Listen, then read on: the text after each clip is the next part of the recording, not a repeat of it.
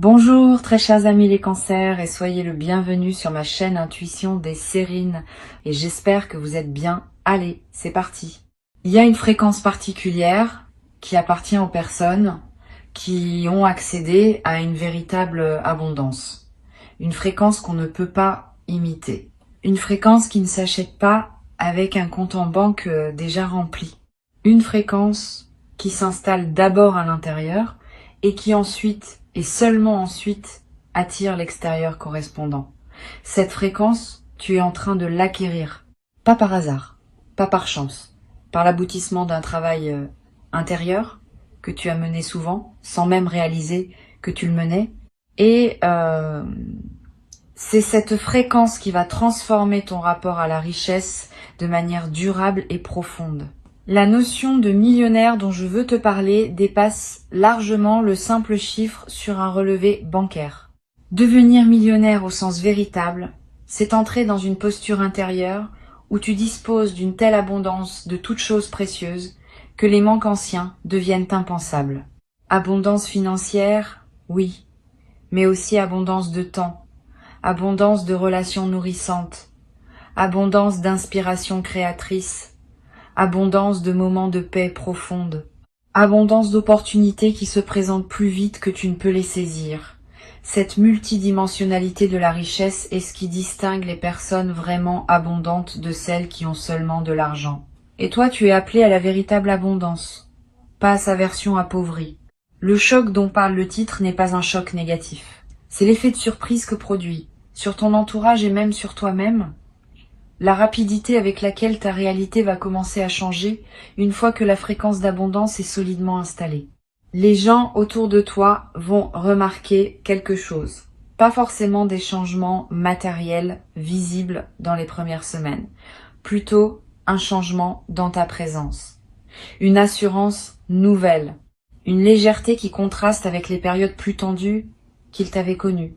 Et puis progressivement, à mesure que la fréquence intérieure se traduit en manifestation extérieure, le choc va s'amplifier. Parce que ce qui se construit pour toi a une rapidité d'apparition qui surprendra ceux qui n'ont pas suivi ton travail intérieur. Tu vois, l'argent suit l'énergie. Cette loi simple est connue depuis longtemps mais souvent mal comprise. On pense qu'il suffit de visualiser l'argent pour qu'il arrive. Ce n'est pas tout à fait cela. Il faut visualiser, oui, mais surtout incarner la fréquence qui correspond au niveau d'abondance souhaité. Cette incarnation se travaille à de multiples niveaux. Dans la manière dont tu te parles à toi-même, dans les croyances que tu portes, dans la posture corporelle que tu adoptes, dans les choix quotidiens que tu fais, même les plus petits. Tout cela contribue à construire ou à défaire la fréquence d'abondance.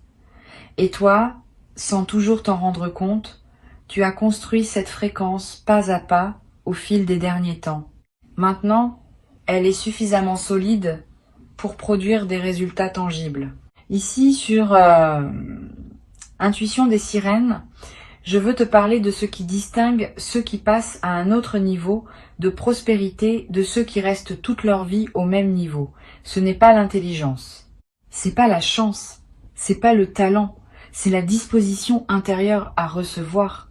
Beaucoup de personnes très intelligentes, très talentueuses, très chanceuses restent pourtant à un niveau modeste toute leur existence parce qu'elles n'ont jamais accepté profondément de recevoir au-delà de ce qu'elles considèrent comme leur dû minimal. Elles ont plafonné leur capacité à accueillir, et tant que ce plafond invisible n'est pas levé, aucun talent ne suffit à percer.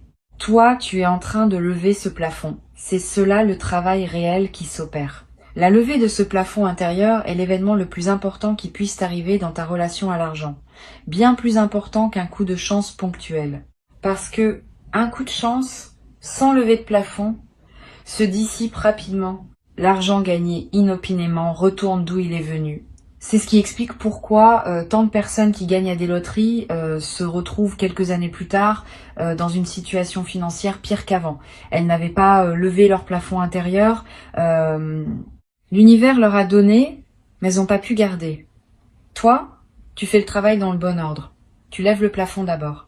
L'argent qui arrivera ensuite trouvera un contenant capable de le retenir et de le faire grandir. je veux te parler de ton rapport au luxe. Beaucoup de personnes pensent que le luxe, c'est de l'extravagance, que désirer du beau, du raffiné, du qualitatif, c'est être superficiel. Cette vision appauvrissante est souvent inculquée pour décourager le désir d'élévation. Mais le luxe authentique n'a rien à voir avec l'extravagance ou la superficialité. Le luxe authentique, c'est l'expression matérielle d'un respect que tu te portes. C'est dire à ton corps qu'il mérite des matières douces. Dire à tes yeux qu'il mérite de la beauté. Dire à ton temps qu'il mérite d'être passé dans des espaces qui te nourrissent. Cette permission à recevoir du luxe est l'une des étapes vers une véritable prospérité. Tu peux l'accorder à toi-même progressivement, dans la mesure de tes moyens actuels, en attendant que ces moyens s'élargissent. Tu vas commencer à attirer dans ton quotidien des éléments de qualité supérieure à celle à laquelle tu étais habitué, pas forcément de manière spectaculaire, de manière subtile mais constante, un produit de meilleure qualité qui apparaît dans ta cuisine, un service auquel tu as accès et qui était hors de ta portée auparavant, une invitation dans un lieu plus raffiné, une occasion de voyager qui se présente. Ces apparitions ne sont pas le hasard, elles sont le signe que ta fréquence est en train de s'élever et que les éléments qui correspondent à cette nouvelle fréquence commencent à entrer naturellement dans ton champ. Sois attentif à ces signes. Ils te confirment que le mouvement est en marche. Il y a une chose précieuse qu'il faut comprendre à propos de la richesse véritable. Elle n'est jamais en compétition avec celle des autres. Les personnes qui pensent qu'il y a une quantité limitée d'abondance dans l'univers et que ce que les uns reçoivent est forcément retiré à d'autres, restent dans une mentalité de pénurie qui les empêche d'accéder à leur propre prospérité. La vraie compréhension, c'est que l'abondance se crée. Elle ne se distribue pas à partir d'un stock fini. Quand tu prospères, tu n'enlèves rien à personne. Au contraire, ta prospérité contribue à élever la fréquence collective et à rendre l'abondance plus accessible pour tous. Garde cela à l'esprit, parce que cette compréhension dissout la culpabilité résiduelle qui peut freiner ta propre montée. La culpabilité de prospérer est un sujet rarement abordé, mais essentiel. Beaucoup de personnes, sans le savoir, sabotent leur propre montée parce qu'elles ont intégré l'idée que devenir riche est moralement suspect. Cette idée vient parfois d'environnements où la pauvreté était valorisée comme une vertu et la richesse considérée avec méfiance.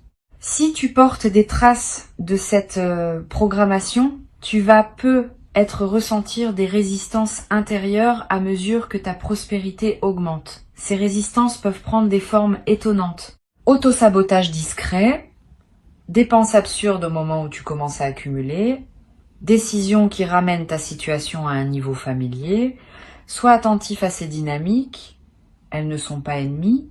Elles sont des protections anciennes qui croient encore te servir. Tu peux les remercier et leur expliquer doucement qu'elles n'ont plus à intervenir. Tu vas commencer à voir l'argent différemment. Avant, être, tu le voyais comme une ressource rare à défendre. Maintenant, tu vas commencer à le voir comme une énergie qui circule à travers toi. Cette différence de perception change tout. Quand tu vois l'argent comme rare, tu te crispes à chaque dépense. Et cette crispation envoie à l'univers le message que tu es en mode pénurie, ce qui attire à toi davantage de pénurie. Quand tu vois l'argent comme une énergie qui circule, tu peux dépenser avec joie pour ce qui te nourrit, parce que tu sais que d'autres entrées vont suivre. Cette confiance en la circulation est l'une des marques distinctives des personnes vraiment abondantes. Elles ne s'agrippent pas à l'argent, elles le laissent passer à travers elles, en le multipliant au passage. Il y a quelque chose de très spécifique qui va se passer dans ta perception du temps. Les personnes en pénurie financière ont souvent une perception du temps déformée par l'urgence. Elles vivent dans la précipitation parce que chaque heure compte pour gagner de quoi survivre. Les personnes en abondance financière vivent dans une autre relation au temps. Elles peuvent prendre le temps de réfléchir avant de décider. Elles peuvent attendre la bonne opportunité plutôt que se précipiter sur la première venue. Elles peuvent investir dans le long terme sans que cela mette leur quotidien en péril. Cette dilatation du temps disponible est l'un des effets les plus précieux de la véritable abondance. Et tu vas commencer à la goûter. Tu vas remarquer que tu as plus de temps pour respirer, pour choisir, pour vivre. Tu vas te demander concrètement d'où va venir cette montée financière. La réponse honnête, c'est que les canaux par lesquels l'argent peut arriver sont multiples et que la vie est créative dans la manière dont elle organise ses arrivées. Cela peut venir d'un projet professionnel qui décolle. Cela peut venir d'une opportunité d'investissement bien sentie. Cela peut venir d'une activité parallèle qui prend de l'ampleur. Cela peut venir d'une rencontre qui ouvre des portes. Cela peut venir de plusieurs canaux qui se combinent. Ne fixe pas ton attention sur un canal unique. Reste ouvert à toutes les directions. L'univers n'aime pas être dirigé sur la manière dont il doit te livrer ce qui t'est destiné. Il préfère que tu fasses confiance à son inventivité. Sur Intuition des sirènes, je tiens à insister sur l'importance de la patience active dans cette phase. La patience active n'est pas la passivité. C'est une attitude qui combine la confiance que les choses vont se manifester avec l'engagement à faire ce qui est à ta portée chaque jour. Tu ne restes pas assis à attendre. Tu agis, mais sans précipitation. Tu plantes des graines, sans déterrer constamment pour voir si elles ont germé. Tu fais ce qui est juste à faire à l'instant présent, et tu laisses l'avenir se construire à son propre rythme. Cette patience active est l'un des secrets les mieux gardés des personnes qui réussissent vraiment leur parcours de prospérité. Elles ne forcent pas, elles cultivent. Le piège dans lequel beaucoup tombent à ce stade, c'est la précipitation provoquée par l'excitation. Quand on commence à sentir que les choses bougent, on a tendance à vouloir accélérer artificiellement le mouvement, à multiplier les projets en même temps, à s'engager dans plusieurs directions, à épuiser son énergie dans une frénésie d'action qui finit par tout déstabiliser. Évite ce piège. Reste centré. Choisis tes engagements avec discernement. Mieux vaut mener 3 projets jusqu'au bout que d'en commencer 10 qui resteront tous en suspens. La concentration est l'ami de la prospérité, la dispersion est son ennemi. Tu vas développer, à mesure que ta fréquence s'élève, une capacité de discernement qui te permettra d'identifier rapidement les opportunités qui en valent la peine. Aujourd'hui, peut-être tu hésites encore. Tu te demandes si telle proposition est intéressante ou non. Tu pèses longuement le pour et le contre. Cette hésitation va diminuer. Tu vas développer une lecture instinctive des situations. Tu sauras presque immédiatement si un projet est aligné avec toi ou non. Cette capacité est extrêmement précieuse parce qu'elle te permet de gagner un temps considérable et d'éviter les engagements stériles qui consomment de l'énergie sans rien produire en retour. L'une des qualités les plus importantes des personnes véritablement abondantes, c'est leur capacité à dire non. Tu vas développer cette capacité à un niveau que tu n'avais pas connu. Tu vas dire non à des opportunités qui semblaient intéressantes mais qui ne sont pas pour toi. Tu vas dire non à des relations qui drainent ton énergie. Tu vas dire non à des engagements qui ne servent pas tes priorités profondes. Cette capacité à refuser n'est pas de la dureté. C'est du respect envers ce qui te tient vraiment à cœur. Chaque non bien placé crée de l'espace pour un oui plus aligné. Et c'est dans cet espace libéré par les bons refus que les véritables opportunités peuvent venir s'installer. Tu vas remarquer que ton style commence à évoluer, pas seulement vestimentaire, même si cela peut en faire partie. Plus globalement, ton style de vie, ta manière de t'exprimer, tes choix quotidiens. Tout cela va se raffiner progressivement, sans effort, presque sans que tu le décides. C'est l'effet naturel de l'élévation de ta fréquence. Tu te mets à choisir naturellement ce qui correspond à la version plus prospère de toi-même. Et ces choix renforcent à leur tour la fréquence, dans une boucle vertueuse.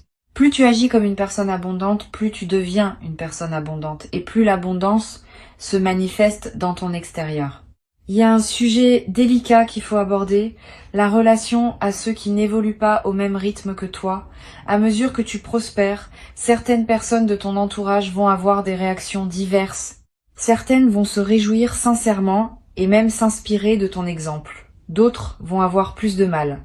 Elles pourront ressentir une jalousie qu'elles n'osent pas nommer, ou faire des remarques piquantes, ou prendre leur distance.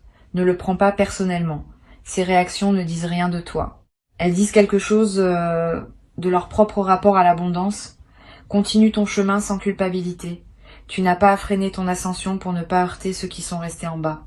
Au contraire, en montant pleinement, tu leur montres que c'est possible et tu inspires ceux qui sont prêts à suivre leur propre voie d'élévation. Tu vas attirer à toi un nouveau cercle de personnes. Des personnes qui vibrent à un niveau similaire au tien. Des personnes qui ont elles aussi accédé à une certaine prospérité ou qui sont en chemin pour y accéder. Ces nouvelles relations seront stimulantes.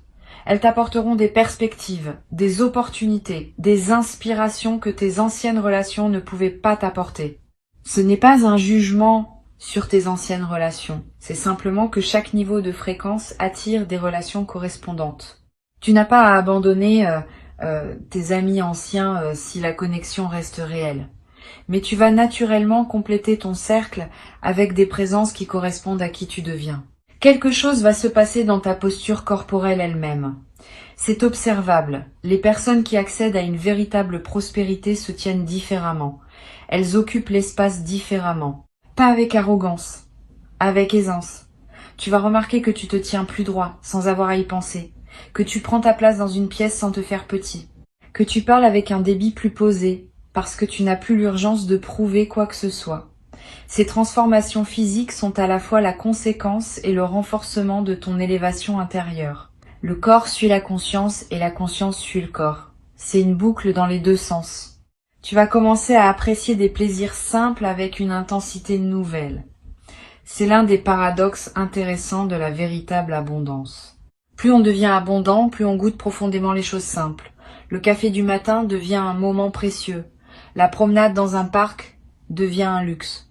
La conversation avec un proche devient une richesse. Cette intensification du goût pour le simple est l'un des marqueurs des personnes vraiment riches intérieurement, par opposition à ceux qui n'ont accumulé que de l'argent sans avoir travaillé leur conscience.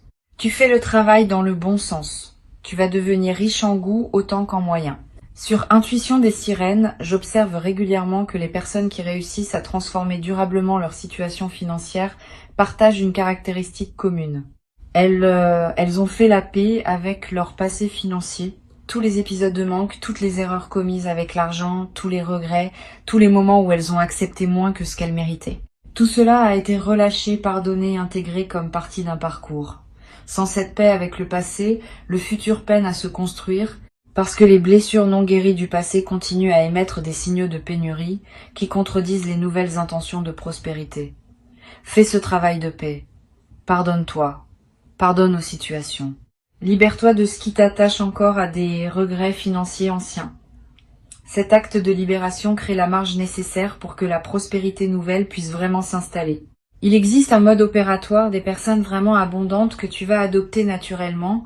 Ce mode consiste à toujours penser en termes d'investissement plutôt qu'en termes de dépenses. Quand tu mets de l'argent quelque part, demande-toi ce que cela construit, pas seulement matériellement, émotionnellement, énergétiquement, stratégiquement. Cette habitude de penser en investissement s'applique à tout. À l'argent, oui, mais aussi au temps, aux émotions, aux relations, à l'attention.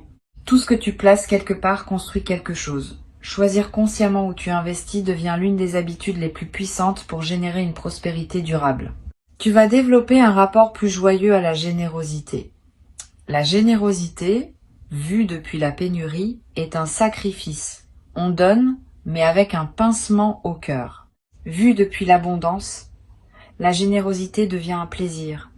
On donne, et le don nous nourrit autant que le receveur. Cette transformation de ton expérience de la générosité va être l'un des plaisirs inattendus de ta nouvelle fréquence. Tu vas avoir envie de partager, pas par devoir, par débordement. Cette générosité débordante a quelque chose de magique. Elle attire à toi davantage encore d'abondance, parce qu'elle confirme à l'univers que tu es un canal ouvert à travers lequel l'énergie peut circuler librement. Une chose importante à laquelle il faut être attentif, c'est ta capacité à célébrer tes propres succès. Beaucoup de personnes réussissent des choses remarquables et passent immédiatement à la suite sans prendre le temps de savourer ce qu'elles ont accompli. Cette absence de célébration est un sabotage subtil. Elle envoie au cerveau le message que ces succès ne comptent pas vraiment Et peu à peu, le cerveau cesse de produire les efforts nécessaires pour générer des succès qui ne seront pas honorés. Au contraire, célébrer même tes petites victoires renforce ta capacité à en générer de plus grandes. Apprends à fêter, à marquer les étapes, à te dire bravo. Cette pratique simple multiplie la fréquence à laquelle les bonnes nouvelles se présentent à toi. Tu vas vivre dans les périodes qui viennent des moments où tu te diras que tout cela ressemble presque à un rêve. Ces moments-là, savoure-les pleinement. Ne te précipite pas pour les expliquer ou les rationaliser. Laisse-toi simplement émerveiller par le fait que ta vie est en train de prendre une autre forme. Cet émerveillement est en lui-même un acte spirituel. Il honore ce qui se manifeste. Il maintient l'ouverture nécessaire pour que d'autres manifestations puissent suivre. Les personnes qui perdent leur capacité d'émerveillement coupent involontairement le flux de ce qui pouvait continuer à les surprendre. Garde cette capacité intacte. Émerveille-toi souvent. Ta créativité va connaître une expansion notable. La créativité est intimement liée à la prospérité car c'est par elle que de nouvelles solutions, de nouveaux services, de nouveaux produits peuvent émerger. Tu vas avoir des idées, plus d'idées que d'habitude, des idées variées. Certaines pourront être monétisées directement, d'autres enrichiront ta vie sans passer par l'argent. Toutes méritent ton attention. Note-les quelque part. Une idée qui n'est pas notée a tendance à s'évaporer. Une idée notée garde une chance de germer plus tard, parfois bien plus tard, dans des circonstances que tu n'avais pas anticipées. Tu vas peut-être découvrir, avec surprise, que des compétences que tu pratiquais sans y prêter attention ont une valeur que tu n'avais pas mesurée. Ce que tu fais facilement, naturellement, presque sans effort, peut être très demandé par d'autres. C'est l'une des erreurs les plus communes de penser que ce qui est facile pour soi est facile pour tout le monde. C'est pas vrai. Ta facilité dans un domaine est souvent le signe d'un talent réel, qui peut devenir une source de revenus si tu apprends à le proposer. Examine ta vie. Quelles sont les choses que tu fais sans y penser et que les gens autour de toi te demandent souvent? C'est peu. Être par là que se trouve une partie de ta voie de prospérité. Il existe une qualité particulière dans le rapport au risque qu'il faut développer pour accéder à une plus grande prospérité. Trop de prudence empêche d'avancer. Trop d'imprudence ruine. L'équilibre entre les deux s'apprend. Tu vas développer cet équilibre. Tu vas savoir quand prendre un risque mesuré et quand attendre. Cette intelligence du risque est l'une des compétences les plus précieuses dans le parcours de prospérité. Elle ne s'enseigne pas dans les livres. Elle se développe par la pratique, par l'observation, par l'écoute de ton intuition. Et tu es en train de la développer à ton rythme au fil des décisions que tu prends. Tu vas remarquer que ton sommeil change. Quand on est en pénurie, le sommeil est souvent agité par les préoccupations. Quand on entre dans l'abondance, le sommeil devient plus paisible. Tu vas dormir mieux. Tu vas te réveiller plus reposé. Cette amélioration du sommeil est à la fois la conséquence et le moteur de ta prospérité. Un cerveau bien reposé prend de meilleures décisions, capte mieux les opportunités, gère mieux les défis. C'est un cercle vertueux, et tu y entres pleinement maintenant. L'argent n'est qu'une mesure, pas une finalité. Il mesure la fluidité avec laquelle l'énergie circule à travers ta vie. Quand l'énergie circule largement, l'argent est abondant. Quand l'énergie est bloquée, l'argent se raréfie. Toute ta démarche, donc, devrait viser à fluidifier l'énergie qui te traverse. Cela passe par la santé du corps, par la qualité des relations, par la résolution des situations en suspens, par l'expression authentique de qui tu es. Plus tu deviens fluide intérieurement, plus l'argent circule librement à travers ta vie.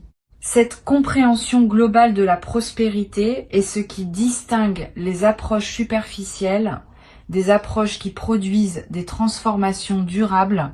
Pendant que tu écoutes ces mots, quelque chose se reconfigure en toi. Tu n'as pas besoin de comprendre exactement quoi.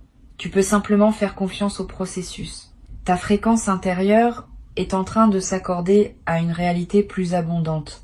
Et cette nouvelle fréquence va commencer à magnétiser à toi des situations, des personnes, des opportunités qui correspondent à ce niveau plus élevé. Le travail s'opère pendant que tu vis ta vie quotidienne, sans que tu aies besoin de faire quelque chose de spécifique. Cette compréhension peut soulager une partie de la pression que tu pourrais te mettre. Tu n'as pas à forcer la prospérité. Tu as simplement à devenir compatible avec elle. Et cette compatibilité se construit organiquement, à mesure que tu honores le travail intérieur que tu as déjà engagé. Tu vas, à un moment, avoir envie de remercier quelqu'un, quelque chose, l'univers, la vie, peu importe le mot que tu mettras dessus. Ce mouvement de gratitude qui surgira sera spontané, presque irrépressible. Suis-le. La gratitude exprimée multiplie ce pourquoi tu es reconnaissant. C'est l'un des mécanismes les plus puissants de la prospérité durable. Plus tu remercies, plus tu reçois de raisons de remercier. Plus tu honores ce qui arrive, plus arrivent des choses à honorer. Cette boucle est simple mais infiniment puissante, et elle se déclenche naturellement quand on entre dans la véritable abondance. Garde ces mots avec toi. Reviens-y quand tu en auras besoin. Le chemin de prospérité que tu t'apprêtes à parcourir n'est pas linéaire, mais il est sûr. Il connaît son rythme. Il connaît sa direction. Tu n'as qu'à rester aligné, ouvert, confiant. Avant de te quitter, je veux te transmettre quelques perspectives supplémentaires qui te seront utiles dans cette traversée. La première concerne la manière dont l'abondance interagit avec ton système nerveux. Beaucoup de personnes qui n'ont jamais connu l'abondance ont un système nerveux qui s'est habitué au stress de fond constant lié à la pénurie. Quand l'abondance commence à arriver, ce système nerveux peut paradoxalement résister parce que le calme nouveau est inconnu et donc inconfortable. Tu pourrais te trouver à recréer du stress artificiellement, par habitude, parce que le calme te déstabilise. Sois attentif à ce phénomène. Ne sabote pas ton propre apaisement. Apprends à habiter le calme, à le tolérer, puis à le savourer. Cela demande un peu de pratique, mais c'est l'une des compétences essentielles pour ancrer durablement la prospérité dans ta vie. Une deuxième perspective importante concerne ta relation à la lenteur. Dans une mentalité de pénurie, tout est urgent. Dans une mentalité d'abondance, la lenteur devient possible, pas la paresse. La lenteur consciente, qui permet de savourer, de réfléchir, de choisir avec discernement. Apprends à ralentir, surtout au moment où des opportunités se multiplient. Le réflexe de tout vouloir saisir en même temps peut te faire perdre la qualité de présence nécessaire pour bien gérer ce qui arrive. Une décision prise dans la lenteur produit souvent de meilleurs résultats qu'une décision prise dans la précipitation. Cette compétence de ralentir au bon moment est l'une des marques distinctives des personnes qui prospèrent durablement. Tu vas découvrir aussi qu'il existe une forme particulière de plaisir liée à la construction patiente. Voir quelque chose grandir progressivement à partir de presque rien procure une satisfaction qui dépasse celle des gains rapides. Quand tu construis pierre par pierre, tu développes un attachement à ce que tu construis qui te rend plus capable de le préserver dans la durée. Les fortunes acquises rapidement sans construction préalable sont souvent perdues rapidement, parce que celui qui les reçoit n'a pas développé la conscience nécessaire pour les habiter. Toi, tu es en train de construire, et cette construction patiente est ton meilleur garant de durabilité. Une troisième chose à savoir concerne l'éducation continue. Les personnes vraiment prospères sont presque toujours des apprenants permanents. Elles ne cessent jamais de se former, de lire, d'écouter, d'observer. Cette habitude d'apprentissage maintient leur cerveau en état d'éveil et leur permet de saisir des opportunités que d'autres ne voient même pas. Tu n'as pas besoin de retourner à l'école formelle. Mais cultive ta curiosité. Lis des choses qui te nourrissent. Écoute des personnes qui en savent plus que toi dans des domaines qui t'intéressent. Pose des questions. Cette posture d'apprentissage continu est un investissement qui rapporte toujours, parfois de manière spectaculaire. Tu vas peu être surpris de constater que ta voix prend du poids dans des conversations où tu te sentais autrefois moins légitime. Ce n'est pas que ta voix ait changé, c'est que la fréquence qui l'accompagne a changé.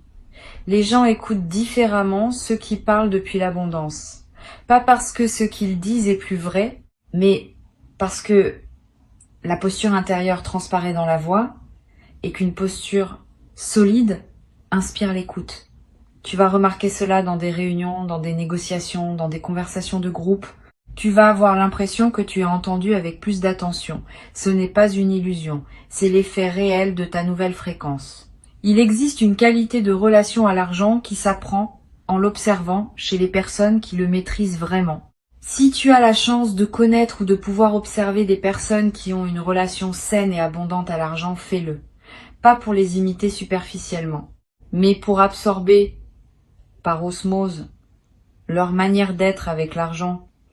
La présence des personnes prospères est en elle-même un enseignement, leur calme face aux chiffres, leur capacité à parler d'argent sans gêne, leur générosité naturelle, leur stratégie discrète. Tout cela se transmet par contact, sans qu'il soit nécessaire de demander explicitement. Cherche cette compagnie quand tu peux. Tu vas devoir aussi apprendre à être à l'aise avec les conversations financières. Beaucoup de personnes restent dans des situations financières médiocres parce qu'elles évitent ces conversations. Elles n'osent pas négocier leur rémunération. Elles n'osent pas réclamer ce qui leur est dû. Elles n'osent pas parler argent dans leur couple. Cet évitement leur coûte beaucoup. Tu vas apprendre à parler d'argent avec naturel, comme on parle de tout autre sujet. Cette aisance va transformer beaucoup de tes interactions et va ouvrir des portes qui restaient fermées tant que tu ne pouvais pas les pousser de la main ferme du dialogue financier assumé. Une dernière chose me semble importante à transmettre. La prospérité véritable a une dimension de transmission. Quand tu accèdes à l'abondance, tu deviens, que tu le veuilles ou non, un exemple pour ceux qui te regardent.